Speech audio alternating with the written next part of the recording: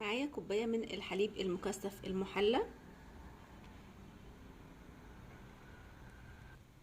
رشة بسيطة جدا من الملح تعادل حلاوة السكر. هرفع الحليب المكثف المحلى بتاعي على نار متوسطة مع التقليب المستمر.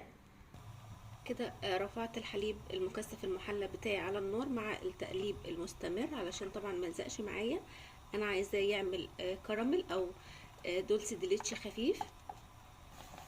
انا فضلت اقلب في الحليب المكثف المحلى بتاعي لحد ما اخد اللون الحلو اللي احنا شايفينه ده. كده عايزين لون اغمق، هنقلب كمان شويه، ولكن اللون ده حلو جدا كده كفايه. انا هنا معايا كوبايتين من جوز الهند، هنزل شويه بشويه من الخليط بتاعي واعجن لحد ما العجينه تلم معايا. طبعا هعجن الاول بالسباتيولا عشان الكراميل سخن جدا، مستحيل طبعا هعرف امسكه بايديا، ولما يبرد شويه هعجن بقى بايديا.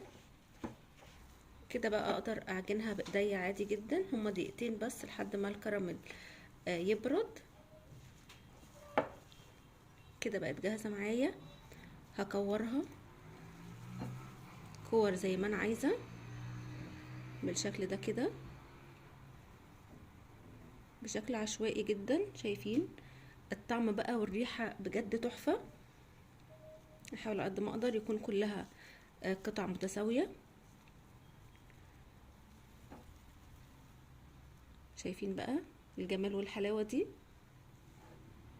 كده بعد ما كورت حبات جوز الهند معايا، جوز هند كده في طبق ناعم مبشور، طبعا نفس جوز الهند اللي انا حطيته على الكراميل، وهغطي بيه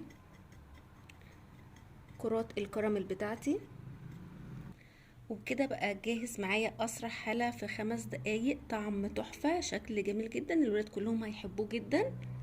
وبكده بقى الحلا بتاعنا يكون خلص، ما كملش معانا 10 دقايق من اول الكراميل لحد اخر حاجة. احنا ممكن نعمل الكراميل طبعا الوصفة من اولها خالص، ولكن انا عشان حبيت اسهل الحلا بتاعنا ويبقى بمكونين 2 بس. بقى جاهز معانا احلى واسرع حلا. يا رب وصفة النهارده تكون عجبتكم، واللي جرب الوصفة وتعجبه تسيب لي رأيه في كومنت، والاول مرة يشوف قناتي يعمل اشتراك، واللي عجب الفيديو يعمل لايك. سلام.